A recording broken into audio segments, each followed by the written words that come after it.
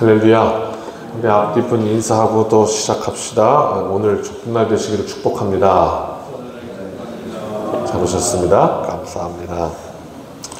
7장 성경책을 이렇게 보시면 이제 1절부터 쭉 가면 족보죠. 족보인데 12지파 족보예요. 그래서 이사갈 지파부터 시작하죠. 그래서 베냐민 지파, 납달리, 므낫세 반지파, 에브라임 지파, 아셀 지파 이렇게 이어져요. 그래서 이제 족보같이 쭉 그 계보를 잇고 있어요. 이 중에 좀 특이한 점이다 하면 12지파를 소개하면서 스불론과 단 지파가 빠져 있다는 거, 그리고 납달리 지파는 13절 보시면 딱 한 절로 납달리는 다 하고 있고, 이유는 잘 모르겠어요. 그렇게 특징 지어진다. 족보에 왜 빠졌을까 궁금증은 있지만 추측할 뿐, 뭐 성사자들 추측은 있습니다만은 뭐 추측을 소개하는 건 좀 그래서 그렇게 되어 있다 이거 말 알겠습니다. 그 중에 이제 역대상 오늘 읽었던 이제 그 지파가 에브라임 지파죠. 끝에가 여호수아더라 이렇게 끝나잖아요. 그래서 이제 여호수아의 족보다 이렇게도 볼 수 있어요. 저기 부평 쪽 가다 보면 주안 장로교회가 있거든요. 대한민국에서 뭐 가장 큰 대형 교회 중에 하나입니다. 인천을 대표하는 교회 중에 또 하나이기도 하죠. 나겸일 목사님이 심우하시다가 은퇴하고 다음 담임 목사를 뽑는 과정에 장로의 신학대학교 교수였던 주승준 교수께서 선택돼서 담임 목사로 일을 하게 됩니다. 그 주승준 하면 혹시 아십니까? 뭐 알고 계신 분도 있고 모르고, 그분이 어느 대학을 나와서 어떤 분야를 전공하고 그분의 인품이 어떻고 뭐 이런 이야기를 이렇게 아는 분은 거의 없습니다. 당연하죠. 왜냐하면 그 아주 가까이서 교제하는 소수의 사람들만이 알고 있는 이야기겠죠, 그건. 그러나 셀 수 없이 많은 사람들이 알고 있는, 대한민국 기독교인들이 알고 있는 주승중이 있습니다. 그건 바로 그분은 대한민국 기독교를 지켜냈던 순교의 증인 주기철 목사의 손자입니다. 저도 같은 주씨고 우리 본이 하나라서 대를 물리거든요. 그래서 주씨는, 저희 불굴주자 쓰는 주씨는 만나면 몇 대 손이요? 그러면 다 친척이 될 정도로 가깝습니다. 그래서 뭐 동수교회 주공태 목사님도 그래서 살아생전에 그냥 할아버지라고 불렀고, 그 집에 가서 이렇게 잠도 자고 그랬는데, 그러면 그냥 손자 왔다고 이렇게 해주시고 했던. 그냥 같은 주씨라고 먼 친척이라고, 그것도 그렇게 우리 가문에 주기철 목사님 있었다고 그것도 그렇게 저는 자랑스럽습니다. 하물며 친손자 내 할아버지가 주기철입니다. 그러면 자랑스럽지 않겠습니까? 가문에 우리 할아버지가 주기철이다 이렇게. 그러면 참 그게 어떤 때는 부담도 되고 또 어떤 때는 자부심도 되고 뭐 이럴 것 같아요. 특별히 그 목사가 돼서 손자가 이제 있는다 하면 그 마음에 그 할아버지의 역사를 이렇게 훑어보면 굉장히 무거운 그런 무게도 느낄 것 같고 뭐 그래요. 네. 오늘 말씀에요. 27절에 그의 아들은 눈이요, 눈이라는 사람을 소개하고요. 그리고 그의 아들은 여호수아더라 이렇게 말하거든요. 눈이라는 사람이 등장하는데요. 성경에 어딜 찾아봐도 이 눈이라는 사람의 기사를 찾아보기 어렵습니다. 그런데 이 눈이라는 사람은요, 이 성경을 통해서 우리에게 오늘 소리를 지르고 있습니다. 뭐라고 그러게요? 내 아들이 여호수아다. 이렇게 소리 지르고 있는 거죠. 내 아들이 여호수아다. 우리 교회에 이런 놀라운 영광이 임하기를 주님의 이름으로 축원합니다. 하나님의 위대한 일꾼, 세상을 뒤흔든 사명자 하나님, 우리 가문에서 나오면 참 영광이겠습니다. 그런 그런데 오늘 말씀은요, 이 여호수아의 가문의 한 사건을 기록으로 보여주고 있죠. 우리가 읽었죠. 21절, 22절이에요. 이 가문에 어떤 사건이 있었나? 같이 읽어봅시다. 시작. 그의 아들은 사밧이요, 그의 아들은 수델라며, 그가 또 에셀과 엘르앗을 낳았으나 그들이 가드 원주민에게 죽임을 당하였으니 이는 그들이 내려가서 가드 사람의 짐승을 빼앗고자 하였습니다. 그의 아버지 에브라임이 여러 날 슬퍼함으로 그의 형제가 가서 위로하였더라. 아멘. 이런 사건이 일어났어요. 에브라임의 아들들이 가드 원주민에게 그냥 몰살당하는, 죽임당하는, 다 죽는 이런 사건이 기록됐습니다. 설명하기를 짐승을 빼앗으려고 약탈하려고 하다가 죽었대요. 이 에브라임의 아들들이 좀 가서 자신들을 과신하고 만용을 부리다가 죽은 건지, 아니면 원래 이렇게 싸움을 즐기는 호전적인 사람들이었는지 이거는 정확히 알 수 없지만, 어쨌든 분명한 건 잘못된 판단으로 갔다가 그 형제들이 다 큰 화를 입었어요. 그리고 이제 남은 아버지는 참 가슴 아팠겠죠. 그래서 아들들을 다 잃어버렸어요. 아이고 어떻게 하면 좋아요. 아니 좀 대를 이어서 이제 그 당시에 또 더 중요했잖아요. 지금 이제 우리한테는 좀 많이 그런 게 없어집니다. 요즘은. 그래서 뭐 아들이 없으면 이런 얘기 안 합니다. 왜? 엄마 성 따라가기도 하고 이렇게 많이 의미가 우리나라에도 좀 이렇게 바뀌었지만, 문화가 뭐 당대의 이스라엘은 그냥 남자였습니다. 남자. 근데 이제 있는 거 다 잃어버립니다. 그래서 에브라임이 정말 다행으로, 불행 중 다행으로 그 다음에 다 잃어버리는데 하나 생긴 거야. 아들이 하나 더 생겼어요.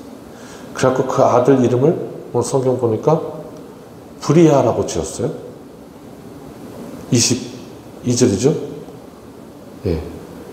그 집이 재앙을 받았으므로 그의 이름을 브리아라고 지었어요. 그게 이제 브리아 남은 거야, 하나. 브리아라는 이름이요, 전치사, 원래는 베리아예요. 그러니까 배에다가 악, 재난, 고통 이런 걸 뜻하는 리아라는 단어가 합쳐져서 베리아를 우리 브리아로 해서 그러는데, 그러니까 재난, 고통, 뭐 그 앞에 이런 뜻이니까 그의 집에 고통이 있었다. 하나 다시 아들을 낳았는데 그 아들 이름을 우리 집에 큰 고통이 있었다. 이렇게 아들 이름을 지은 거예요. 큰 고통이 있었다. 그게 이제 에브라임이었는데요. 그러나 결국 25절부터 오늘 우리가 읽었죠. 그 브리아로부터 시작해서 25절, 브리아의 아들들은 레바와 레세비오 이렇게 시작해가지고, 그래서 결국은 눈의 아들 여호수아까지 가는 이 계보를 이어요. 여호수아는 구원이라는 뜻입니다. 구원. 오늘 말씀을 통해서 알 수 있는 게 참 많은 대회를 지났거든요. 그 슬픔 당한 큰 아픔, 상처. 근데 그걸 지나서 그 구원, 여호수아의 뜻, 구원이 그 집에 그 당대에 임하지 않았습니다. 참 그 영광스러운 일이 몇 대를 걸쳐서 한참 뒤에 여호수아 이렇게 해서 일어나요.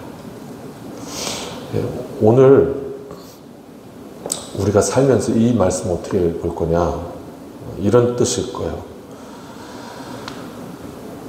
너는 어떻게 되든지 중요하지 않아. 나만 잘 되면 되니까. 내 코가 석자야. 내가 중요해. 뭐 너를 뭐 돕고 싶긴 하지만 내가 지금 바빠. 나는 지금 내 인생이 중요해. 그래서 내 자손에도 관심 없어. 내가 잘 되면 남편도 필요 없어. 아내도 필요 없어. 자식도 필요 없어. 이건 좀 아니죠. 근데 이제 우리 사회가 점점 그런 모습을 보여주죠. 뭐 막장이라고 부르면서 또 그런 드라마 좋아하기도 하고. 이렇게. 그게 뭐죠? 소위 막장이라고 부르는 게 극도의 이기심이에요. 그 유영철 말이 또 생각나네요. 여인들을 그냥 죽였대요. 20명을 죽이는데 그 중에 유흥업소에 이제 있는 여인들을 죽였다고 그러더라고요. 그리고 나중에 이렇게 감옥 갈 때 기자가 갖다가 마이크에 대서 왜 죽였습니까? 이랬더니 하는 말 좀 들어보세요. 이거를 본보기 삼아서 여인들이 몸 잘 간수하라고 그랬습니다. 이런. 그러니까 무슨 얘기냐면 그의 그 초등학교 초중고를 나오면서 그 친구들 증언을 역사에 넣었더라고요. 그게 뭐냐면 이렇게 가다가 노점상에 이렇게 카세트 테이프 팔고 막 있잖아요. 그러면 그냥 집었대요. 그럼 친구가 야 그러면 안 되지, 그건 도둑질이지 이렇게 얘기하면 아니야, 이건 가져도 돼. 어차피 이건 불법이야, 저 사람이 하는 거. 그러니까 가져도 돼. 그 사람이 법을 어겼다고 내 도둑질의 정당성을 주니까 아유 건강하지 못한 거죠. 아니에요. 근데 그렇게 했다는 거예요. 저 사람 유흥업소에서 일하는 사람이야. 죽어도 돼. 이렇게 말이죠. 이게 이 세대의 흐름이 참 극도의 이기심이잖아요. 그래서 다 필요 없는 거예요. 나만 이렇게. 이게 뭘까 가만히 생각해 봤더니 굉장히 근시안이 되는 거죠. 성경은 우리 인생이 하나님 안에서 영원하다고 보여줘서 우리의 안목을 이렇게 쫙 머리도 볼 수 있게 해주잖아요. 뚫어주는데 이 근시안이 있으니까 나만 중요한 거죠. 이렇게밖에 못 보는 거. 어떤 인생은 그러니까 이게 이제 멀리 보는 것 같아요. 참 눈이 좋아지면, 영안이 좋아지면 하나님 나는 죽어도 좋습니다. 그래도 영원한 하나님 나라를 위해서 내 쓰임받을 수 있다면 나는 사나 죽으나 주님의 것입니다. 이게 이제 멀리 보여지는 거죠. 이게. 눈이 좋아서. 이렇게 말할 수 있겠습니다. 멀리 볼 수 있는 눈, 스케일이 큰 사람.